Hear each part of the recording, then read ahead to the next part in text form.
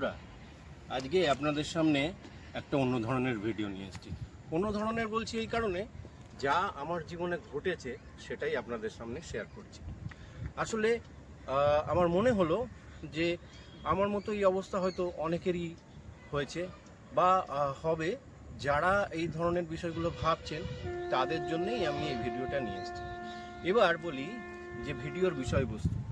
Actual বহুদিনের স্বপ্ন আমার ছিল যে একটা পোর্স বাইক কেনার। তো এই পোর্স বাইক কেনার এই ব্যাপারটা যখন আমার কাছে সুযোগ বা বিষয়গুলো এলো, তখন ভাবলাম যে কোন বাইক কেনা যায়।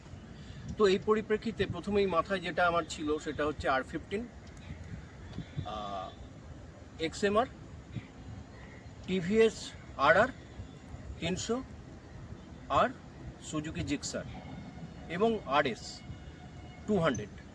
তো এইবার বিষয়গুলো এলো বাজেট, মাইলেজ এবং আনুষঙ্গিক অন্য বিষয়গুলো। সেইগুলো নেওয়ার পর সব এক এক করে যখন আমি ভাবতে শুরু করলাম, বিভিন্ন রকম বিষয়গুলো মাথায় রাখার পর তারপর সেট করলাম নেব বলে এইটাই।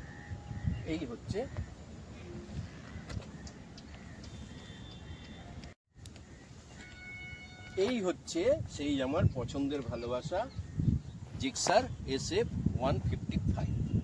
এবার আপনাদের বলি কেন এটা করলাম। এর জন্যে আমি প্রচুর চিন্তা ভাবনা করেছি, অনেকভাবে দেখেছি সমস্ত বাইকগুলো। তো প্রথমেই বলি, যেটা TVS এর বাইকটা, সেটা কিন্তু বাজেট ছিল প্রায় 3 লাখের উপর, ফলে আমি ওটা নেওয়া ক্যান্সেল করি। তারপর আসি RS 200। মডেলটার সঙ্গে তুলনামূলকভাবে দেখে কেমন যেন একটু অন্যরকম লাগে, একটু ছোটো মোটো বা অন্যরকম বিষয়, সেই পোর্স লুকটা অতটা নেই। তো তার জন্যে আমি ওটাকেও ছাড়ি।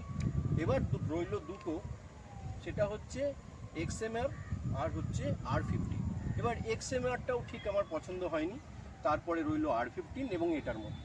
এবার দুটোর মধ্যে যখন আমি কম্পেয়ার করি তখন দেখতে পাই যে ওটার থেকে কিন্তু এটার বডি প্রচণ্ড সুন্দর, শক্তপোক্ত এবং দারুণ লুকস। একটা বেশ হেভি ব্যাপার আছে, ওটা অনেক পাতলা। 2 নম্বর কথা, আর একটা যেটা ব্যাপার সেটা হচ্ছে মাইলেজ কিন্তু আমি প্রায় 7 মাস ধরে গাড়িটা আমি ব্যবহার করছি। মিনিমাম হাই রোডে 50, লোকালে 45 অনায়াসে চোখ বুঝে আপনি পাবেন। তো সেই সঙ্গে আমার ফ্ল্যাটে যেখানে রাখার জায়গা ছিল সেখানে একটু সিঙ্গেল স্ট্যান্ডের উপর রাখতে গেলে অসুবিধা হয়, তার জন্যে ডবল স্ট্যান্ড দরকার ছিল, যেটা কোনো পোর্স বাইকে নেই, একমাত্র এটাতেই আছে। আপনারা দেখতে পাচ্ছেন এই যে ডবল স্ট্যান্ড। অন্যগুলো হলে আমাকে কিন্তু সেটা আলাদা করে ইনস্টল করতে হতো। তো যাই হোক, এই সুবিধাটা আছে এবং সব মিলিয়ে লুকস এবং দারুণ, তার জন্যই এই বাইকটাকে আমি চয়েস করেছি। এবার যারা পোর্স বাইক কিনবে বললেন ভাবছেন আপনারা, তাদের এই জায়গায় গিয়ে কিন্তু একটা সমস্যা, কোনটা নেব, এটা নেব না ওটা নেব না সেটা নেব করতে গিয়ে আমি কিন্তু অনায়াসে বলবো এটা নিলে সব থেকে বেস্ট। সবার থেকে চালানোতে অত্যন্ত মসৃণভাবে চলে, রাস্তা একদম কামড়ে, দারুণ একদম বাইক। আমার মনে হচ্ছে এই জায়গাটা যারা একটু ভেবে দেখবেন আমার মতন, আমি সেই জন্যে আমার যা চিন্তা ভাবনা ছিল, আমি যেভাবে এটাকে পছন্দ করেছি, নির্বাচন করেছি, সেটা আপনাদের সামনে তুলে ধরলাম। এরপর সেকেন্ড ভিডিওতে আমি বলবো কি কি আমি এতে মডিফিকেশন করেছি।